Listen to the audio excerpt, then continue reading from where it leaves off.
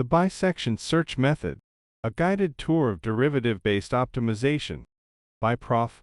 Said Jafar Sajadi. The core challenge, finding a function's minimum. Optimization often boils down to a fundamental question. Given a function theta of lambda, over a closed and bounded interval from a to b, how can we efficiently locate the point lambda star, where the function reaches its minimum value? We now state the key assumptions for our method. First, the function theta is pseudo-convex and differentiable. Second, we begin with a known interval of uncertainty, from a sub 1 to b sub 1. The bisection search method systematically shrinks the interval of uncertainty. Its power lies in a simple insight. The sign of the derivative at the midpoint of the interval tells us which direction to search. The figure illustrates two possible cases. If the derivative at lambda sub k is positive, the minimum lies to the left. If the derivative is negative, the minimum lies to the right. Formalizing the search, three possible outcomes. At any iteration k, we evaluate the derivative, theta prime of lambda k, at the midpoint lambda k of the interval from a k to bk. This leads to one of three conclusions. First, if theta prime of lambda k equals 0, the optimal solution is found. Lambda k is a minimizing point, and the search stops. Second, if theta prime of lambda k is greater than 0, the minimum lies in the left subinterval. The new interval of uncertainty becomes from a k plus 1 to bk plus 1, equal to from a k to lambda k. Third, if theta prime of lambda k is less than 0, the minimum lies in the right subinterval. The new interval of uncertainty becomes from a k plus 1 to bk plus 1, equal to from lambda k to bk. This logic is based on the properties of pseudo-convex functions. The bisection search method, the procedure. Initialization step. First, define the initial interval of uncertainty, from a 1 to b1. Second, specify the allowable final interval of uncertainty, L. Third, determine the number of observations, n, such that 1/2 to the power n is less than or equal to L divided by the quantity b1 minus a 1. Finally, set k equal to 1. For main step we should do this steps. Step 1. Let lambda k equal a k plus bk, divided by 2, and evaluate theta prime of lambda k. Step 2. If theta prime of lambda k equals 0, stop. Lambda k is optimal. Otherwise, if theta prime of lambda k is greater than 0, set a k plus 1 equal to a k, and bk plus 1 equal to lambda k. Step 3. If theta prime of lambda k is less than 0, set a k plus 1 equal to lambda k, and bk plus 1 equal to bk. Step 4. If k equals n, stop. The minimum lies in the interval from a n plus 1 to bn plus 1. Otherwise, replace k by k plus 1, and repeat step 1. To better understand this method, let's solve a suitable example. Consider the following optimization problem. We want to minimize the function theta of lambda equals lambda squared plus 2 lambda. This minimization is subject to the constraint -3 is less than or equal to lambda, and lambda is less than or equal to 6. Let us now specify the parameters of the problem.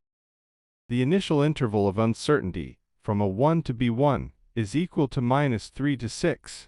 The desired final interval length, L, is less than or equal to 0.2.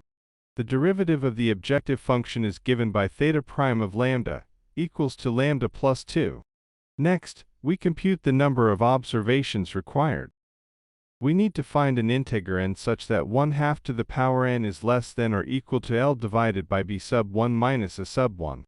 Substituting the numerical values, we obtain 1/2 to the power n is less than or equal to 0.2 divided by 6 minus 3, which equals 0.0222. This gives n equals 6 observations.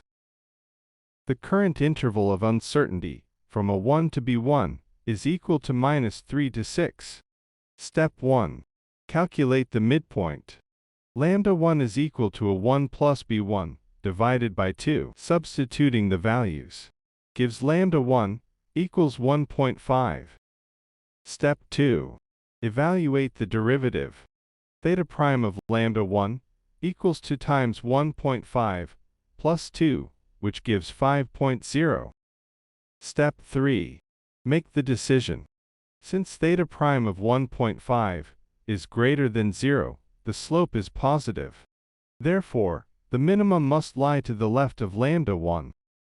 Step 4. Update the interval. The new interval of uncertainty becomes from a 2 to b2, equal to -3 to 1.5.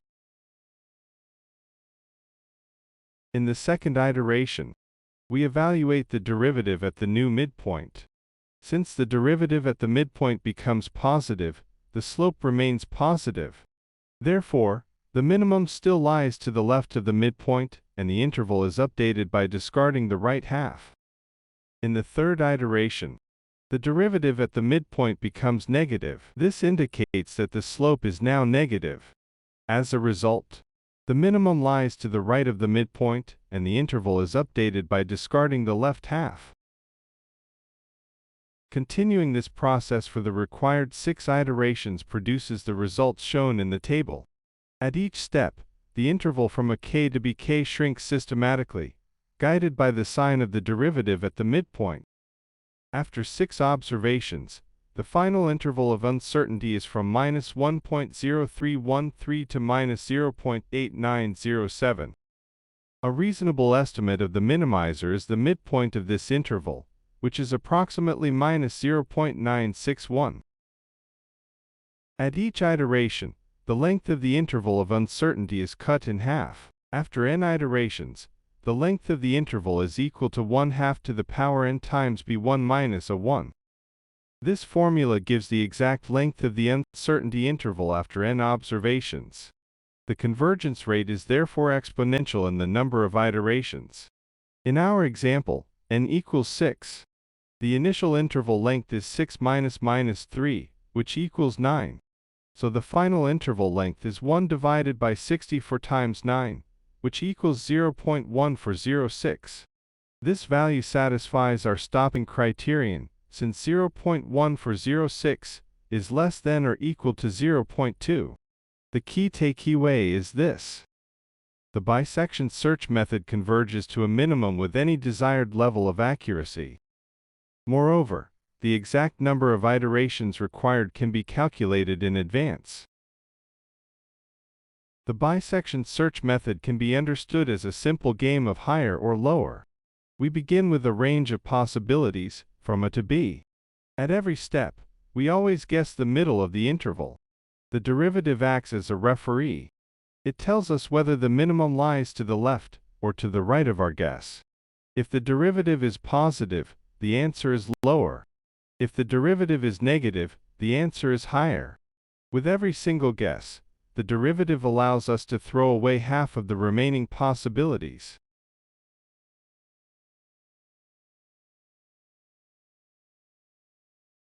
I hope you found this presentation both useful and enjoyable. This complementary material is provided by Growing Science Publishing. For more information, please visit our website, growingscience.com.